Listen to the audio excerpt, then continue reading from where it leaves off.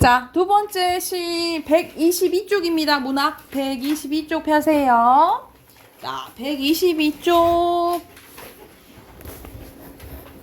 펴시면 유명한 누구? 윤동주가 나오죠. 그쵸? 윤동주 시인의 쉽게 쓰여진 시라는 작품입니다. 조금 이거는 길죠? 긴데 한번 내용 바로 봐볼게. 자, 창밖에는 밤비가 속살거리인데 여기서는 속살거리다 라고 얘기를 했네. 우리 보통 이야기하다, 속삭이다 이렇게 표현하잖아. 그치? 그럼 이건 약간 사람처럼 표현한 거죠. 그럼 무슨 법으로 볼 수도 있을까? 의인법이라고 볼 수도 있고. 근데 우리가 보통 비는 오늘도 우리가 비가 이렇게 추적추적 내리잖아요. 그러면은 엄청 즐겁고 밝은 이미지는 아니죠. 근데 게다가 밤비네? 그러면 이거는 부정적인 것을 얘기를 하고요.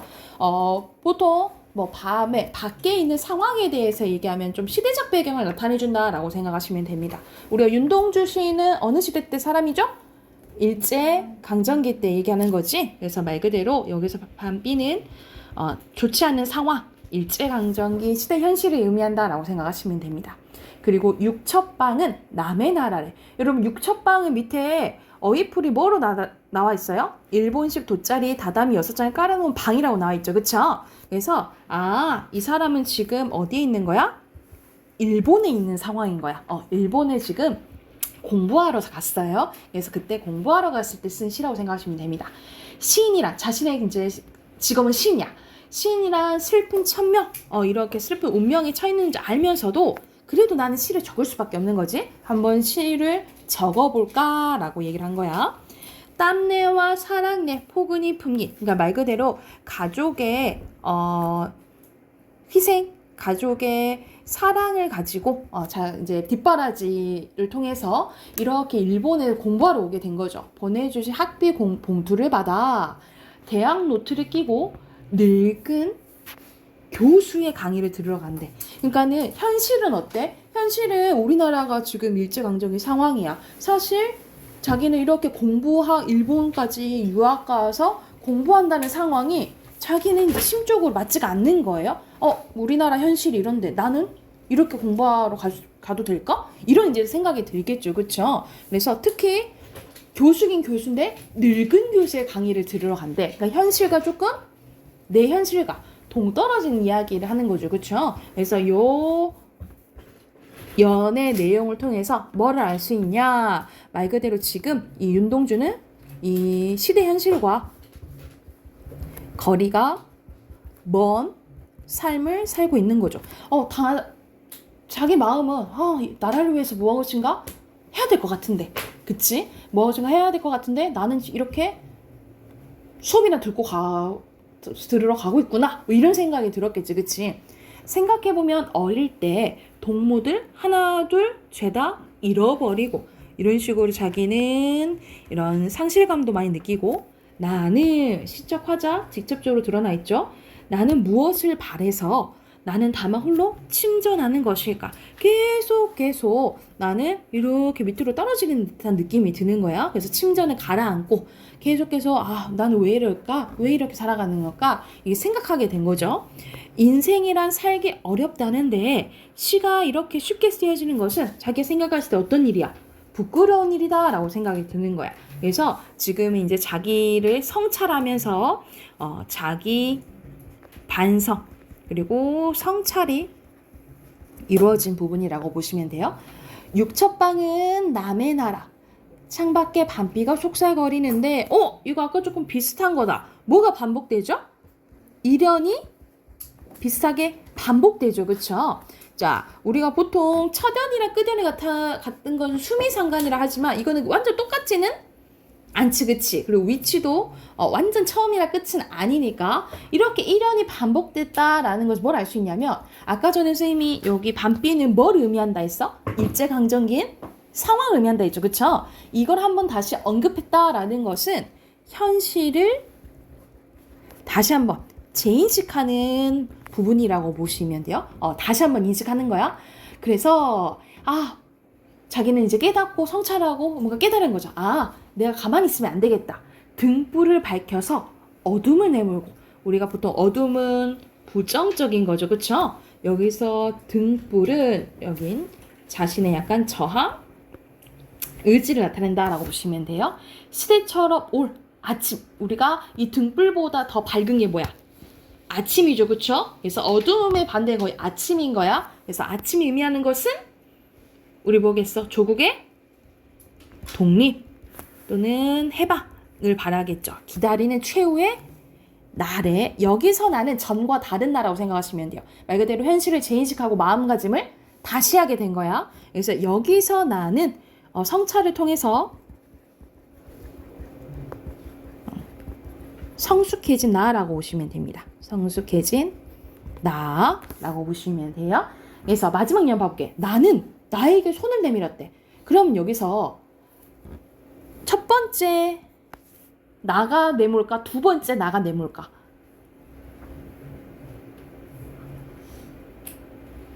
나는 나에게 손을 내밀었대. 그러면 첫 번째, 그렇지. 첫 번째 나가 네모인 거였죠. 그쵸? 나는 나에게 작은 손을 내밀어 눈물과 위안으로 잡은 최초의 악수래요. 이 최초의 악수는 아까 전에 마음에 막 침전하고 마음이 안 들었던 나 있죠. 이 나랑 이 성숙해진 나랑 조합이 된 거라고 생각하시면 돼요. 그래서 최초의 악수는 여기서는 두 자의 화해를 나타낸다라고 보시면 돼요. 두 자의 화해를 나타낸다라고 보시면 됩니다. 그래서 이렇게 부정적인 현실을 극복하고자 하는 자기 성찰이 드러난 시라고 생각하시면 돼요. 그래서 작품 개감 보면 자유시 서정시고요. 제재는 현실 속의 자신의 삶. 주제 쓸게요. 주제는 자기 성찰을 통한 암울한 현실의 극복 의지라고 보시면 됩니다. 자기 성찰을 통한 암울한 현실의 극복 의지라고 보시면 돼요. 주제 쓰시고 옆에 문제 풀어야겠죠? 123, 124 문제 풀어봅시다.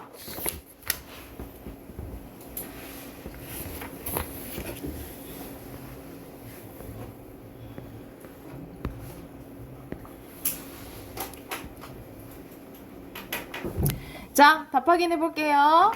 자, 여기서는 딱 단어가 나오지. 1번에 뭐예요? 1번이죠. 그리고 2번에 알맞지 않은 거, 여기 선생님이 거의 시어풀이 다 해줬잖아. 그치?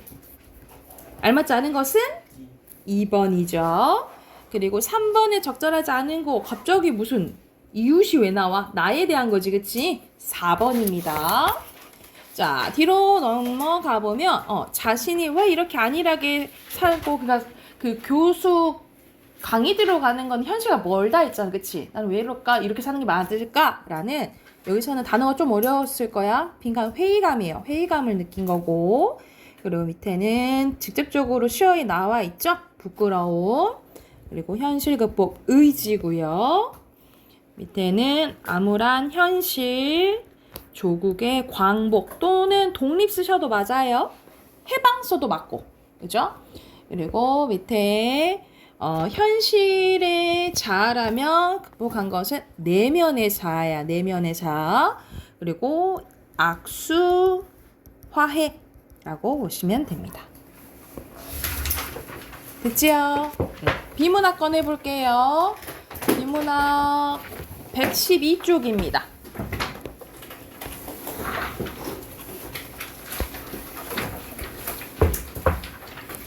자, 112쪽부터 3, 4 풀어야겠죠? 119쪽까지 풀고 같이 봐볼게요.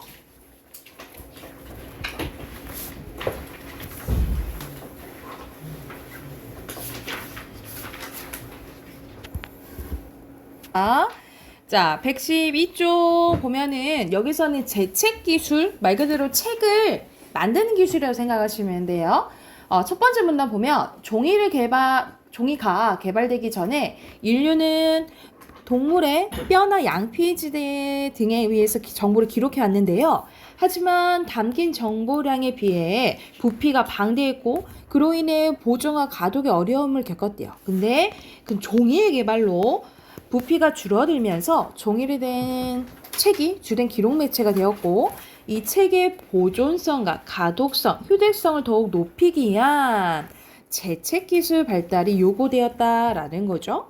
그래서 서양은 종이책을 만들기 시작했을 때 제지 기술은 여러분 종이를 만드는 기술이지 동양에 비해 미숙했고 질 나쁜 종이로 책을 제작했기 때문에 책의 내구성을 높이기 위한 기술이 필요했대요. 그래서 표지에 가죽을 씌우거나 나무판을 덧대는 방법을 개발했는데 이걸 뭐라 했대요? 양장이라고 했대요. 자, 그래서 양장은 내지 묶기와 표지 제작을 따로 한 후에 합치는 방법을 얘기를 하는데요.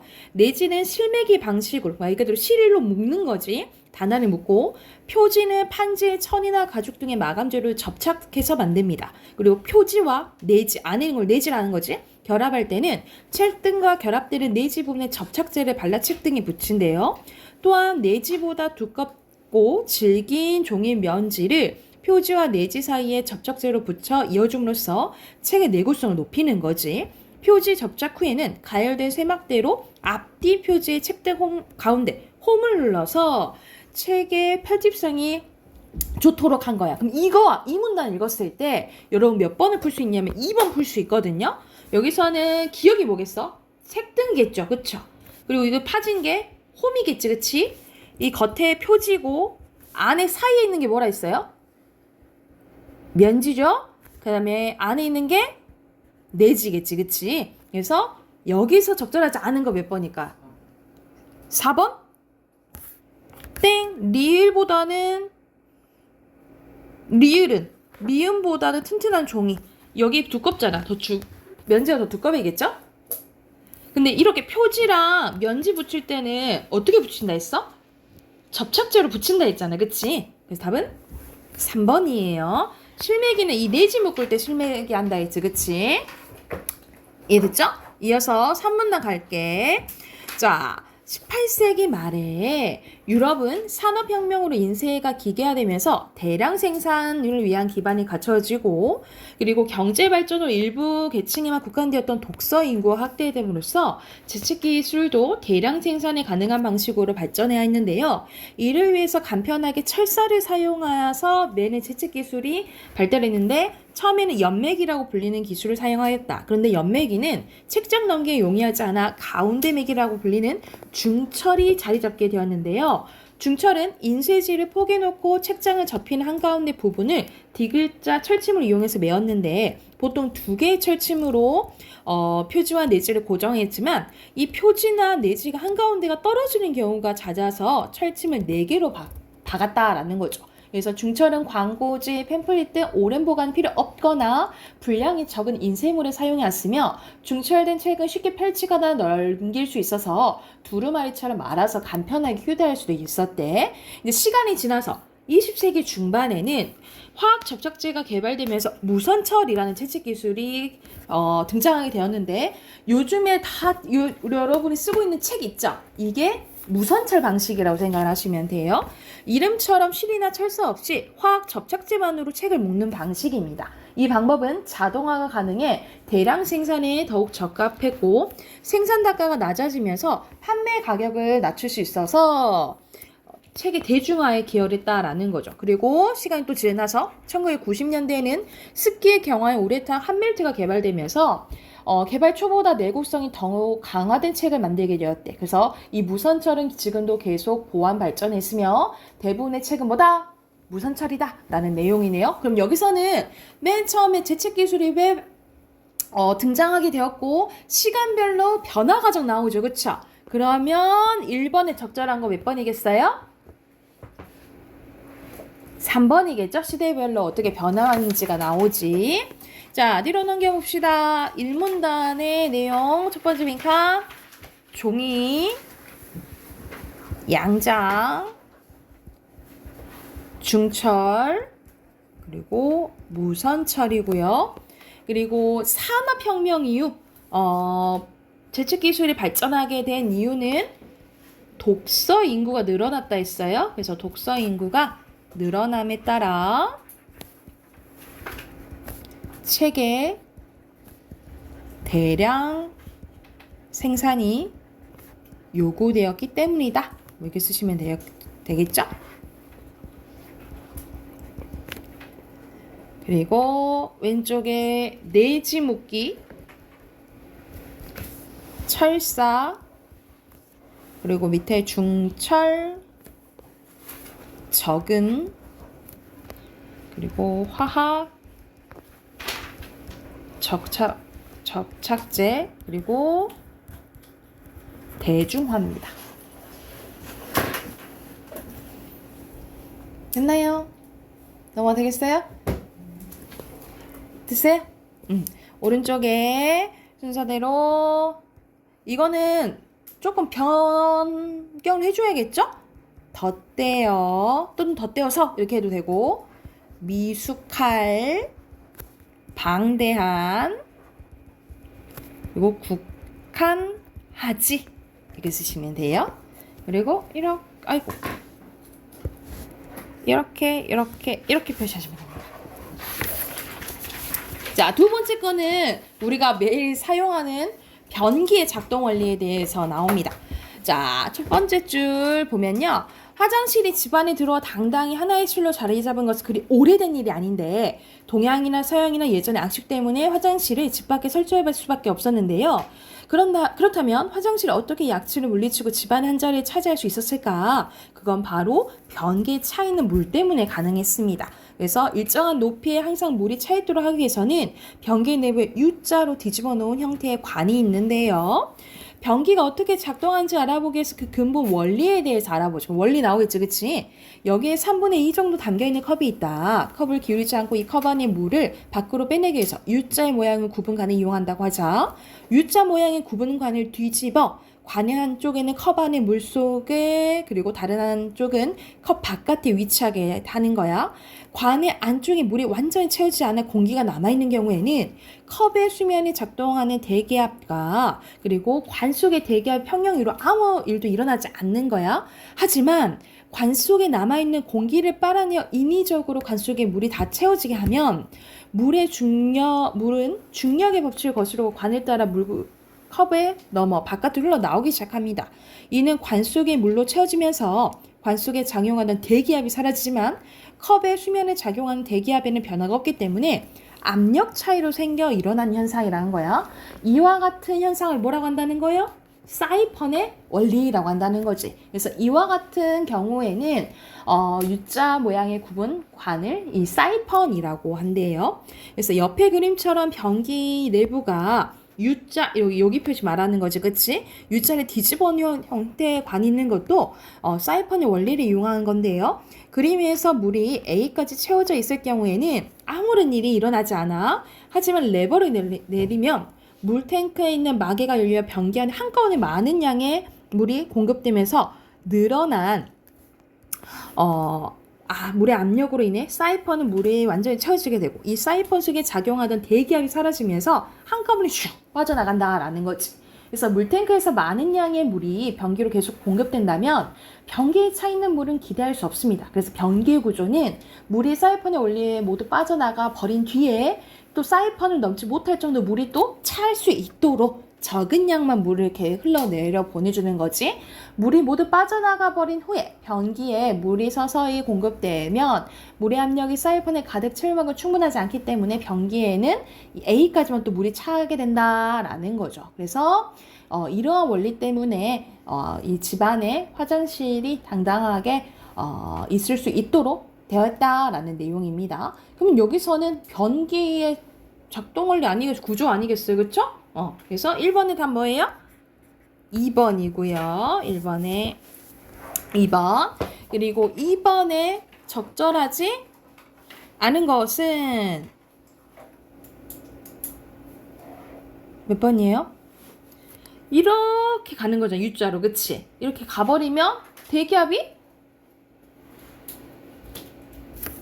반쪽 나가면서 사라지게 되겠죠? 높아지는 거 아니지. 4번이에요. 그리고 뒤에는 OX 문제네요. 순서대로 O, O 공기가 채워져요? 사라지면서 내려가는 거잖아, 그치? X 여기도 X고요. 나가버린 천천히 돌아야 되겠죠, 그쵸? 그리고 O입니다. 그리고 악취를 막는 것은 물이죠. 근데 어떤 물? 변기에 일정한 높이로 항상 차 있는 물이 악취를 막는다라고 보시면 돼요. 변기에 일정한 높이로 항상 차 있는 물이고요. 밑에 빈과 왼쪽에 대기압, 그리고 사이펀, 그리고 적은 쓰시면 됩니다.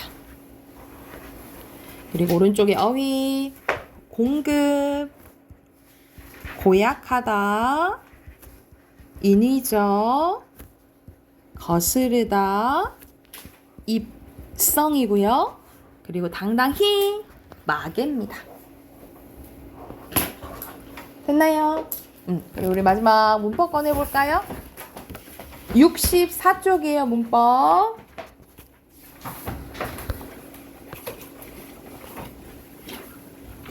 (64쪽) 펴봅시다. 우리 저번 시간에 형태소 했던 거 기억나죠? 그쵸?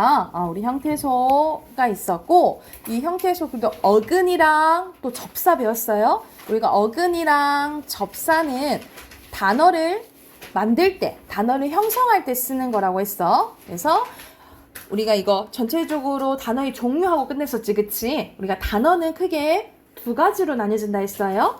단일어와 복합어로 또 나뉘어진다 했고, 복합어는 또 두 가지로 나뉘어진다 했어요. 어근이랑 어근이면 합성어, 어근에 접사가 붙으면 파생어라고 부른다고 했어. 그래서 크게 단어는 여러분 단일어, 합성어, 파생어 세 가지가 있다라고 보시면 되고, 밑에 자세히 또 봐볼게요. 단일어는 어근이 몇 개 있는 거? 꼴랑 하나 있는 걸 얘기를 하고, 복합어는 합성어 플러스 파생어를 얘기한다 했어. 먼저 합성어 봐볼게요, 여러분. 합성어는 우리가 실질적인 의미를 갖고 있는 어근 플러스 어근을 합성어라고 하거든요. 이 합성어는 세 가지 종류로 나뉘어져요. 세 가지 종류는 자, 대등, 종속, 융합인데, 자, 대등은 말 그대로 같은 등급으로 합쳐진 거라고 생각하시면 돼요. 그래서 어근이 대등하게 결합해서 어근의 본래의 뜻을 유지하는 건데, 말 그대로 앞과 뒤, 앞뒤, 손발, 팔, 다리, 오고 가다, 오 가다 이런 식으로 같은 등급으로 합쳐진 것을 대등합성어라고 하고요. 여러분, 종속합성어는 종속은 어떤 걸 속해져 있다 이런 뜻이거든요. 같은 말로 뭐 수식합성어 이렇게 얘기하기도 하는데, 말 그대로 한쪽 어근이 다른 쪽 어근을 꾸며주는 합성어라고 생각하시면 됩니다. 자, 봐봐 여러분, 옆에 예시. 걸레긴 걸레인데 물걸레야. 그리고 가방이긴 가방인데 책을 담는 가방이야.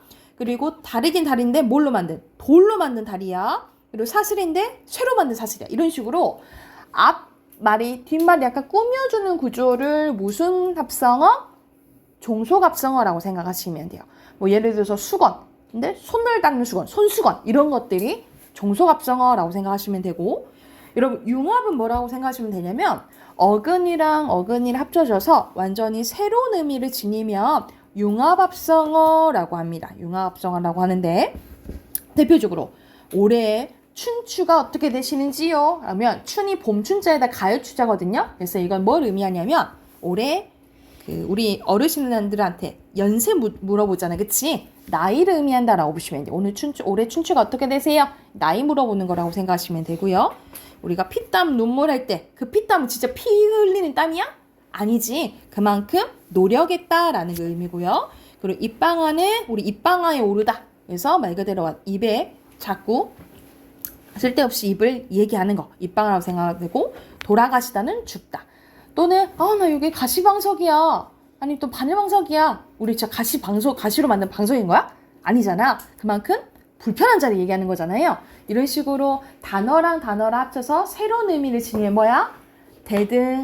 융합합성어라고 생각하시면 돼요. 그래서 합성어에는 크게 세 가지 있다고. 뭐? 대등, 종속, 융합인데, 여러분 여기에 오른쪽에 봐. 합성어가 또 어떻게 나뉘어질 수 있냐면 여기 별표. 자, 합성어가 통사적인 합성어와 비통사적인 합성어로 나뉘어질 때가 있어요. 통사적은 뭐냐면 우리가 보통 그 단어를 만드는 방법에 따라서 만들어지면 통사적 합성어라고 하고, 만약 우리말의 일반적인 배열 방식과 다르다 그러면 비통사적 합성어라고 하거든요. 근데 뭘 외워두셔야 되냐면 이 비통사적인 것을 알아두셔야 돼요. 대표적인 경우가 세 가지 경우가 있거든요. 여기 예시도 나와 있긴 한데, 여러분 첫 번째, 예시 두개. 첫 번째는 뭐라고 생각하시면 되냐면 연결어미가 생략된 경우예요. 연결어미가 생략된 경우가 예를 들어서, 예를 들면 여러분 오가다 있잖아. 아까 전에 오가다 뭐 예시 나왔잖아. 원래 오가다는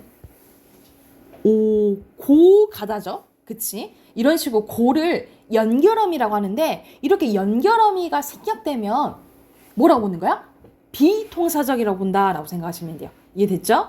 말 그대로 연결어미가 생략했을 때. 그리고 두 번째는 뭐냐면, 자, 써놓자. 관형사형 어미가 생략됐을 때. 관형사형 어미가 생략됐을 때도 비통사적이다라고 보거든요.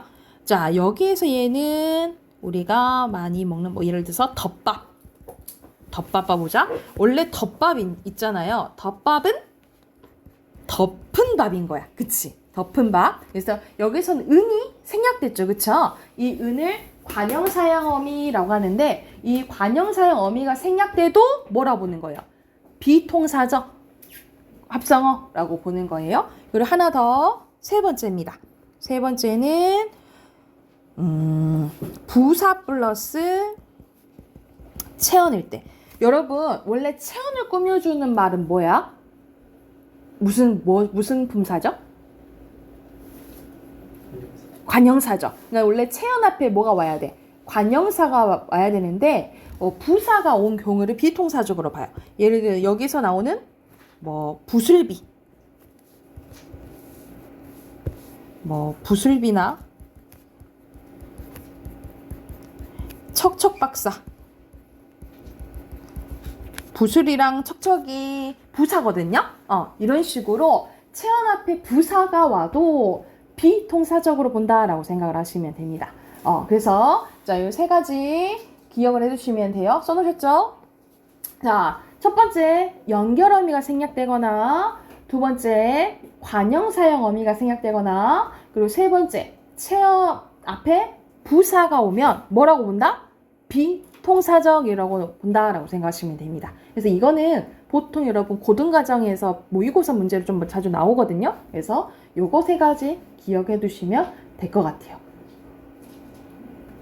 이해됐나요? 그럼 여러분 늦잠은 1, 3번 중에 어디에 속하는 거야? 2번이요? 2번, 그렇지. 2번에 속하고, 여닫다는 열고 닫는 거잖아요. 그쵸? 이거는 연결어미가 생략된 거겠죠. 그치? 그러니까 이건 1번에 속하고 이거는 2번에 속한다 라고 생각하시면 되겠죠. 이해됐을까요? 이런 식으로 이런 예를 찾을 줄 알아야 된다라고 생각하시면 돼요. 자, 그래서 이렇게 합성어는 이렇게 세 가지로 나눌 수도 있고, 이렇게 통사적, 비통사적 이렇게 나눌 수 있다라고 생각하시면 되고요. 자, 파생어 봐볼게요. 파생어는 어근에 뭐가 붙은 거예요? 접사가 붙은 거예요. 근데 자, 말 그대로 접사가 앞에 붙으면 접두파생어라고 부르고요. 그리고 말 그대로 접사가 뒤에 붙으면 전미파생어라고 불러요. 그래서 간단합니다. 맴, 헷, 새, 헛, 덧, 설, 이게 다 접두사예요. 접두사. 그리고 여기서는 질, 개, 꾸러기, 하다, 스럽, 여기서는 요게 다 전미사라고 보시면 됩니다. 근데 선생님이 접두사랑 전미사의 차이는 뭐라 그랬어? 전미사는 어떤 역할을 할 수 있다 했지? 품사를 바꿔줄 수 있다 그랬어요. 품사를 바꿀 때가 있다. 이거 기억해 두시면 되겠죠. 여기 밑줄. 접두사는 품사 못 바꿔요. 근데 전미사는 바꿀 수 있다. 이렇게 기억을 하면 되겠지. 이해됐나요? 그러면 우리 옆에 또 문제 쭉 풀어봅시다. 65쪽, 65쪽부터 67쪽까지 문제 풀고 답 확인해 볼게요.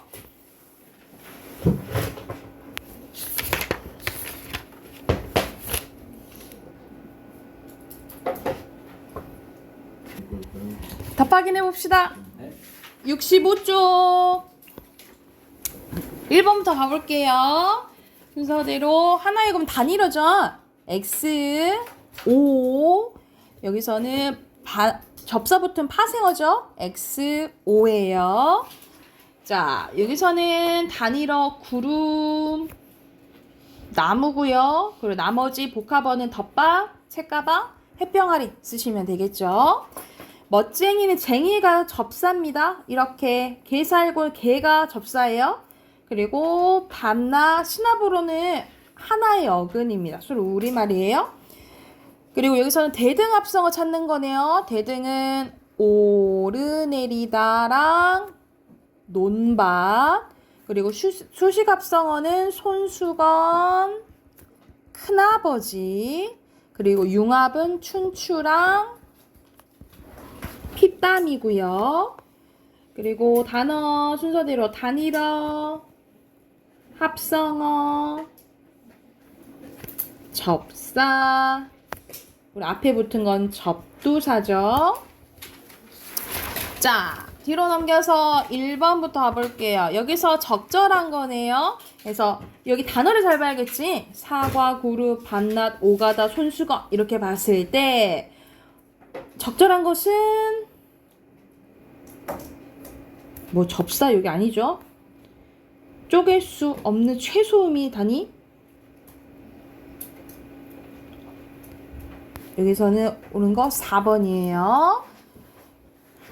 기억에 어근 사랑, 니네 사랑. 그리고 여기서는 단일어죠? 3번이고요. 3번에 3번. 그리고 4번에 여기서는 복합어네, 그 중에 합성어 얘기하는 거네요. 그쵸? 그래서 3번이고요. 그리고 5번에 합성어에 대한 설명, 여기는 적절한 거야. 여기서는 히 접사요. 땡. 여기서는 늦은 더위, 종속이에요. 땡. 피땀 융합이죠? 그리고 책벌레, 책만 보는 그 약간 범생이 융합? 맞아요. 4번이에요. 그리고 6번에 높고 푸르다 합성어죠. 그래서 적절한 것은 4번이고요. 그리고 7번 갈게요. 7번에 수식합성어 고르는 거네. 그치? 구글 닫는 그릇 2번이고요. 그리고 8번에 접사의무로 적절하지 않는 것은 여러분 여기서는 1번입니다. 여기서 돌은 약간 품질이 떨어지고 야생에서 자란 거 있죠. 그걸 말해요. 그리고 9번에 품사를 바꾸는 것은 5번이죠. 명사를 형용사를 바꿔줬죠. 그치? 그리고 10번 갈게요. 10번에 여러분 이거 잘 봐야 돼. 똑같이 이 군군이 아니에요. 여러분 군밤은 뭐야? 우리 먼 겨울에 구운 밤이잖아. 그치? 구운 밤이어서 이거 어근 플러스 어근이에요. 합성어야. 그리고 이게 요렇게 요렇게 요렇게가 선생님 동그라미 친 거 있죠? 이 동그라미 친 게 접사예요. 그래서 여기서 적절한 것은 4번입니다. 이건 A만 합성어 마지막은 다 뭐냐? 파생어니까 어차피 복합어죠. 그리고 여기서 11번에 알맞지 않은 거 이렇게 표시하는 건 뭐 말하는 거냐면 당연히 접사 플러스 어근 고르는 거야. 그래서 여기서 아닌 것은 2번이죠. 이거는 합성어죠. 그리고 12번에 알맞게 새, 덧, 이거 질. 새 동그라미 친 거 접사야. 이렇게 나눌 수 있겠죠. 네, 답은 몇 번? 3번이겠죠. 혹시 이게 단번에 이렇게 덮어. 혹시 질문 없어요? 여러분 틀린 단어 써오시고 내일 단어 보고 공부할 시간 좀 주고 월말평가 볼게요. 알겠죠? 내일 늦지 않게 오세요.